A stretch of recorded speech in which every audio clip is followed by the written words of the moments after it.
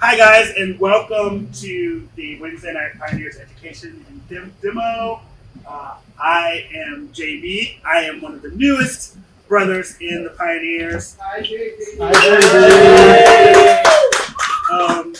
We are a gay leather organization, and we've been around forever. Ask your mama about us, or your daddy. I don't know, whoever. We do educations every third Wednesday. We have our meeting every third Sunday. We also do club night on the last Friday of the month. So we have lots of things that we've got going on. We are also recording this to put it onto the KCAPC channel. So if you're watching this on there, don't forget to like and subscribe. Yeah, I did it. I don't care. So today... Smash that like button, guys. So on today, we have Shania. She is going to talk to us about trans leather. So Shania, why don't you start off with telling us a little bit about who you are, how you got here, and then we can go right into what you want to talk about. Sure. So I'm Shania, aka Sassmissive. I'm one of the facilitators for Consent Kansas City. I've been active in kink around 5 or 6 years in the Kansas City community, about 3, and almost that long I've been a facilitator with Consent Kansas City. So I'm really honored to be here. Thank you for the Pioneers for having me out. I appreciate it. And yeah, so we're going to talk a little bit about just the history of the gay rights movement, all the way back to the Homophile movement. We're going to work our way up to Stonewall, and we're going to talk a little bit about Stormy Ray, Marsha P. Johnson, and Sylvia Rivera. We're going to work our way up to trans inclusiveness and leather culture today. We're going to talk about our local community a little bit, and where we're at now and where we still need to go. So that's kind of the roadmap so far. So who knows what the Homophile movement is? Anyone? A couple people? A couple? So the Homophile movement, it really grew out of Europe. So at the end of the 1800s, early 1900s, there were all of these very vibrant, rich homosexual cultures, queer cultures, building up in little subgroups around Europe. And especially, does anyone know what country was really the hotbed, the center of it? Germany. It's always Germany. Of course, it was Germany. And one of the big things there was the Institute of Sexology by Magnus Hirschfeld. It was the foremost institute of knowledge, collection of knowledge of queer just culture and science and biology and sociology that the world had seen up to that point. And now we're talking early 1900s, 20s, 30s. You can probably see where we're going with this. As fascism picked up in that area, obviously, Nazis and the beginning of the fascist party started cracking heads and going after homosexuals and people with different minorities. And Magnus Hirschfeld was beaten and eventually exiled to France. And the Wehrmacht wound up going in and sacking and burning the Institute of Sexology, which put us back 50 years. It was the single worst thing that's probably happened in gay rights and in queer rights ever. It was everything we had written down, all of the experiments and all of the sociology and psychology, all of the work that had been put up by all kinds of scientists to that point, all went up in flames. And so obviously the war happened. There were all kinds of organizations, international organizations, and they all went silent, they all hid. People fled Germany, they went to other countries, and everything went silent, everything stopped. And thousands were killed. And coming back out of that, on the other side, they were much more timid. This was the homophile movement as it developed. It was much more about assimilation as opposed to revolution. It was proving our personal worth and proving that we could be valuable, contributing members of society. It wasn't, storming around and protesting and demanding our rights. It was much more low-key and passive as opposed to the modern gay rights movement. And so it's that movement that wound up hitching a ride over to America. And we did start to be a little bit more aggressive. One of the first groups really did try and be active in protests, and it just got shut down so hard they stopped. They didn't have enough people. The police were violent. At that time, dressing as the opposite sex was illegal. Selling alcohol to homosexuals was illegal. Dancing, 2 homosexuals dancing in public was illegal. All of it. Our entire existence, from top to bottom, was banned by law. And a side note, the Allied powers, when they were rebuilding Germany, did not undo a lot of what the Nazis did, because their laws were the same as ours. So all these people that were all these homosexuals that were in prison stayed there. They were not free after the liberation.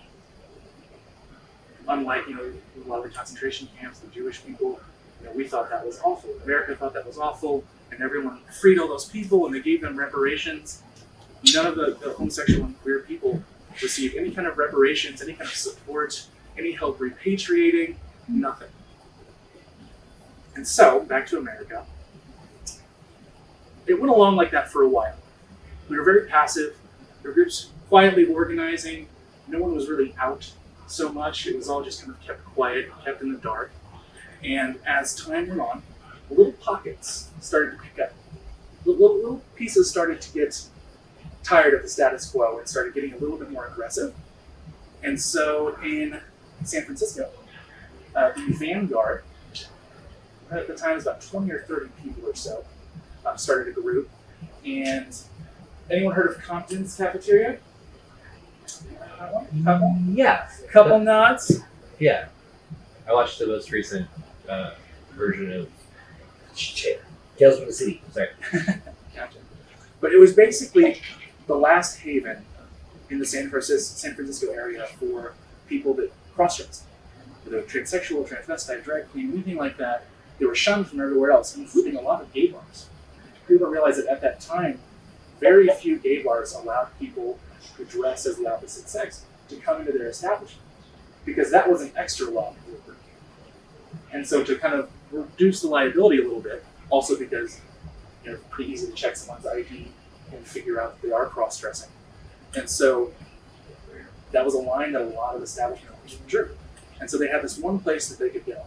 And basically, over time, the owners felt that they were getting too rowdy, and things got a little too raucous for them. There were a lot of police raids happening, and it wound up being that this group of mostly transgender and transvestite sex workers, many of them people of color, wound up rioting. One of them was getting arrested with a cup of coffee in the face of a police officer, and it just exploded from there. And that was the first riot. That was the first assertive, violent, revolutionary action in the gay rights movement. Now, it didn't really pick up from that. It started the conversation. It started the rest of the country moving in that direction a little bit. It got people thinking that way. It wasn't until, I'm sure you know where we're getting here eventually, Stonewall. Now, everyone's heard a lot about Stonewall. There's some common misconceptions around it. Does anyone know who owned Stonewall? Who ran Stonewall? Anybody? Yep. The Genovese family, specifically. They actually ran most of the gay establishments, especially in New York City. They ran it because it was an underground enterprise. We were their illicit material that they were trading on. And so it happened at night. They usually had raids. Raids happened. They were kind of used to it. They paid off the cops. They didn't have a liquor license. That's how they survived. They paid off the cops. And basically, a raid happened. They heard like a slight rumor right before it, but usually they would get a tip off. The cops would tell them, "Hey, there's going to be a raid tonight." They were used to it. This one was a surprise. So right from the beginning, it was different. It's not something they were used to. It broke all the norms. The cops didn't give them a heads up, and so things started off from the beginning. And they had everyone line up. That's what they would do. They'd have them line up, male and female, in two lines, and they would check everyone's IDs. They would check what you were wearing, check against your ID, and if you were cross-dressing, they would arrest you right off the bat. And in some instances, even as simple as having the buttons on your shirt on the wrong side was enough for them to say that you were cross-dressing. I mean, the very slightest hint of makeup, anything like that, would get you arrested. So I'm going to talk a little bit about trans inclusion and leather, and also pride. So, when I joined the community, I didn't have the best frame of reference when it came to the leather community. I saw things like, the backlash against the International Man of Leather back in the 2017 with Jack Thompson. I heard and saw the big debates, kind of the downfall of GLLA, Great Lakes Leather, and I saw a lot of things like that, and I didn't have much else of a frame of reference. I had some association with some more heteronormative leather groups, and I saw some of those old guard tendencies, as they call it, and some of those trans exclusionary or misogynistic overtones. And so it took me a long time to kind of see past that and see that there are other leather groups out there, such as the KC Pioneers, who are much more classic gay leather, much more open and accepting and inclusive. And I'm glad that that's there, and I'm glad that I found that and kind of got over those early misconceptions. But that was my experience coming in. I did not feel very welcome in the frame of leather. I didn't feel like there was space for me there, or that was somewhere that I was welcome. And so I think visibility in that is something that we as a whole local community can work on. And then, let me circle back to that a moment. I do want to talk a little bit about leather and kink involvement in Pride. So we talked a little bit about the homophile. It's much more pared back, assimilate, and be respectable, and be quiet, and just kind of fit into society. And as time goes by, a lot of people are kind of edging in that direction. That's what they're doing. They're trying to make Pride good for TV. They're trying to make it family friendly, desexualize it, take the leather out of it, take the kink out of it. Oh, what about the children? And in certain ways, I respect that frame of view. I see what they're trying to do. But if you look at our history, it wasn't the homophile movement that got us our rights. It wasn't being good for TV. It wasn't staying in line. It wasn't keeping to ourselves and keeping ourselves covered and wearing regular clothes that got us where we are today. It was fighting and being proud and open about who we are and fighting for it. So I ask people, are we where we need to be? Are we done? Have we gone far enough? Is everyone who's oppressed and all the minorities and every little queer part of our umbrella, is everyone okay in where they need to be? If not, why would we go back to a way of thinking and a way of activism that didn't work?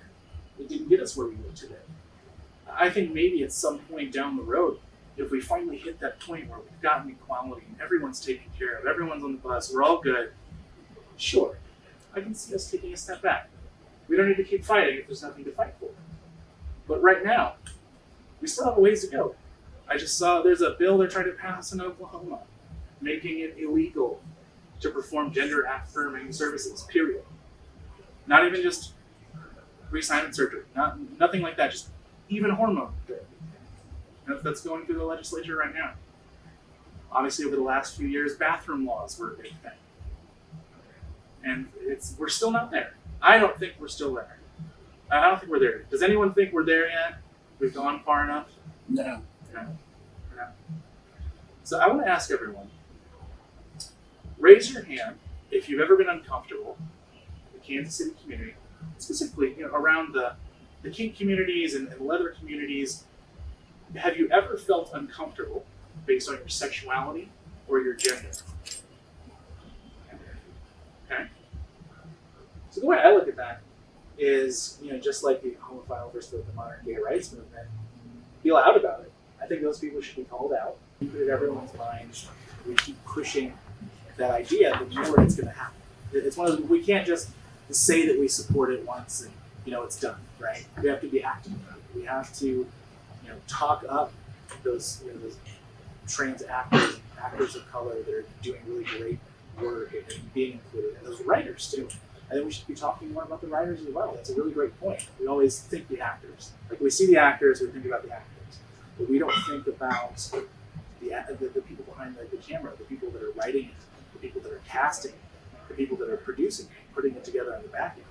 So I think there should be more support, and especially monetary support for people that are trying to make those strides and kind of diversify the film and TV industries as well. Another question, and what can we do as organizations. When I look around, this room is skewed obviously heavily cisgender, and male. What are things that we can do to affirm the trans community, both in and out of labor? Like, what are the things that we can be doing kind of in our day-to-day lives as small gestures and also big gestures to help that community? We just have to realize and be present and be aware of the fact that, sure, gay rights have come a long way. We've gotten a lot of things we never thought we had, and we're going in a good direction. But even throughout the gay communities this whole time, there's been pockets of it, and sometimes very large portions of it, that were transphobic. They were very against us. So you have to realize that we're not in the same place necessarily in a lot of ways. We're still kind of in that fighting for existence. We've had a lot of good progress the last few years. We're finally building, first of all, just representation right now, but we're finally going to get to the point where we're going to start getting some rights. I think we're going to finally get some protections in and really get somewhere. But we're not in the same place. We're under the queer umbrella. We're very much with you. Many of us are somewhere on the gay, bisexual, rainbow, pansexual. We're all in there somewhere almost, but we're not just in the same place in that progress. So being sensitive to that, being aware of that, being aware that we undergo a lot of stress. There's a lot of trauma and stress, and there's a lot of harassment. And it sometimes it really hurts when it comes from the gay community, especially. People that in a lot of ways you think of as your allies, and sometimes when you get it from that community, it cuts it deep. I mean, you're used to, you're used to really sucks. But it would be really nice for the whole community and the gay community in particular to stop being cliquish. And just because we're different, the gay community, y'all had it rough. I get it. We have it a little rougher. I hate to use the term oppression Olympics. I hate to use that, but when I look at it, I always look at it in this hierarchy of, and I might ruffle some feathers, so I apologize in advance, but I'm not sorry. When we're talking about the gay umbrella, cis white gay men, you guys got like the gold card. You know what I mean? Like, I get it. it's, you are like, Until I talk, I pass. Yeah, it's like it's, and then it kind of goes down, and then once you hit, to me, the most disrespected in the gay umbrella are Black trans women. Black trans women get, they're the most murdered. Yeah. Everywhere, yeah. It's there are always, murdered, harassed, beat up, and you can talk about the homophobia in the Black community. Transgender people tend to be more accepting just because they know what it's like to be different. And there is some pushback, obviously, on the cross-dressing or the sissy fetish and things like that. There's a lot of deep feelings. Kinks versus fetishes. Yeah, and it's like fetishizing people of color. Things like that. Yeah. Go ahead. That whole frame of in there, that's where there's a lot of pushback. And you'll hear people go on and on about how fucked up that is.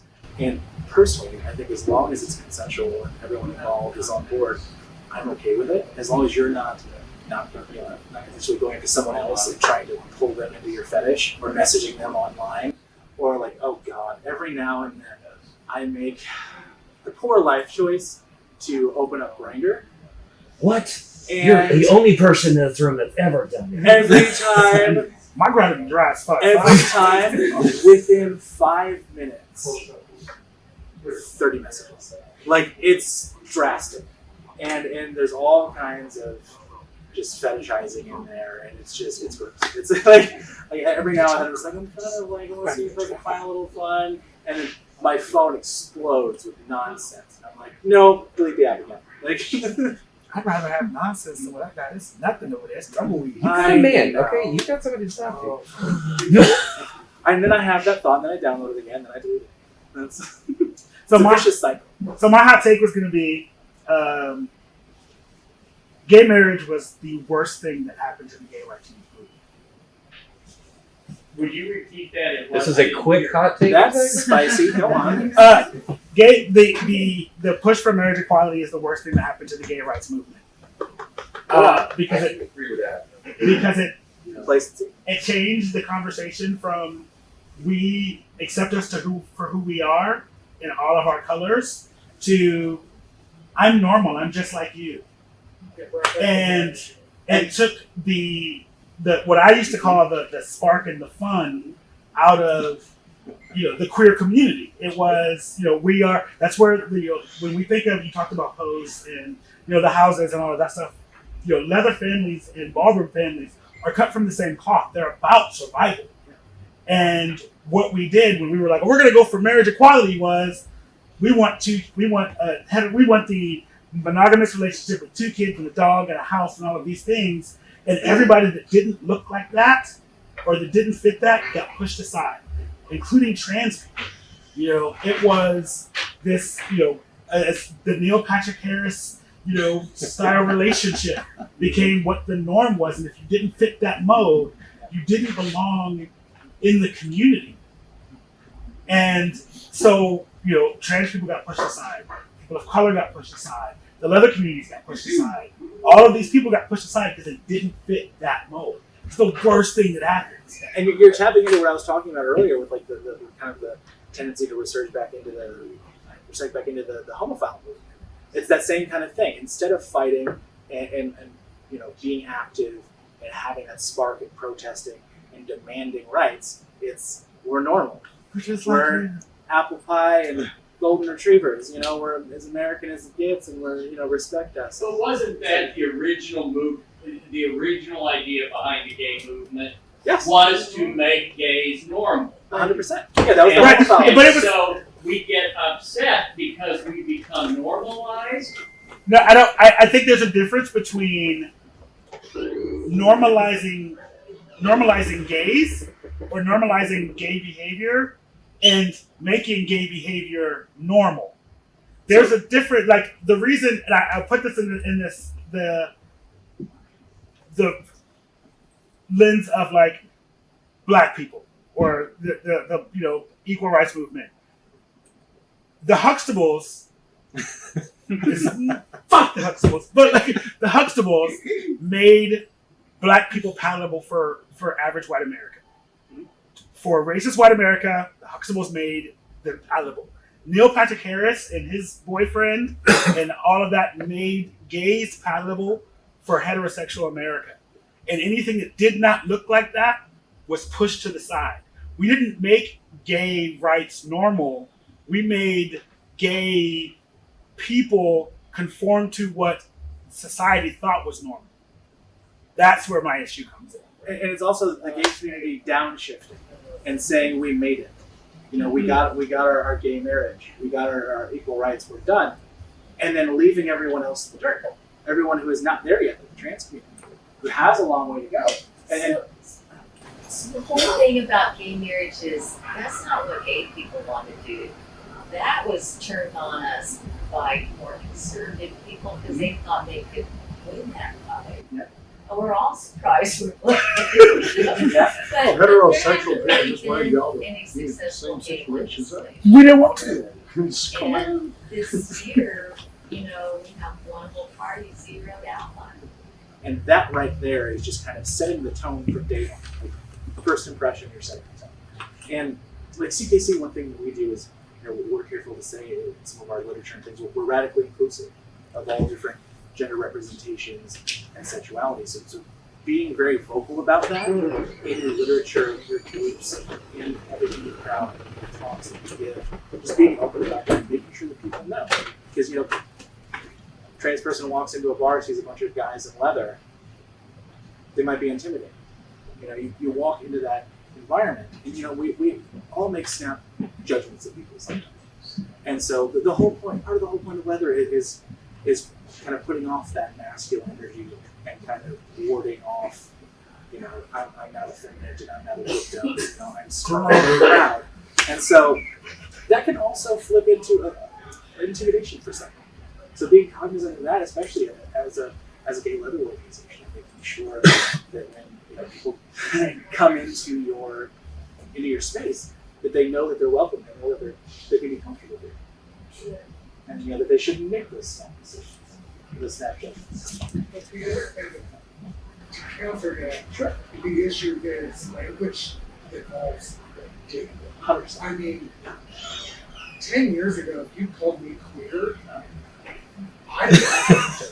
I mean, that's what I was called while I was getting the shit beat out of me when I was growing up.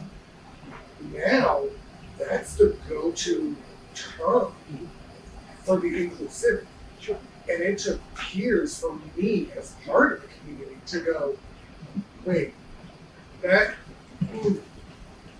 and so, you know, I understand using inclusive language, but what language is inclusive changes. And so there's education that needs to be done from all sides, because I worked so hard to use this term instead, and now you're telling me that term's wrong. And so it's the evolution of language is English nature. And it's, and with our community especially, I'm in the community. I'm out in the community multiple times a month. And there's a new self-identity, sexuality, or gender, or something that I'm like, wait, what's that now? Google. And if somebody came up to me in the bar and said, I'm free sexual, a month ago I was like, no clue. Did you say gray sexual? Free. Free sexual? Free sexual. Does that mean you? Never mind. Let me shut up before I get in trouble. That's the thing, though, too. That's the thing, too. I'm turning on my like you're frame saying, Gen Z is moving very quickly. Oh God, yeah. And it's all coming, a lot of that's coming from Gen Z, and it's moving very quickly. Gen Z don't give a And fuck. the thing is, no one expects someone from outside the community, that individual pocket, to be perfect. No one expects perfection.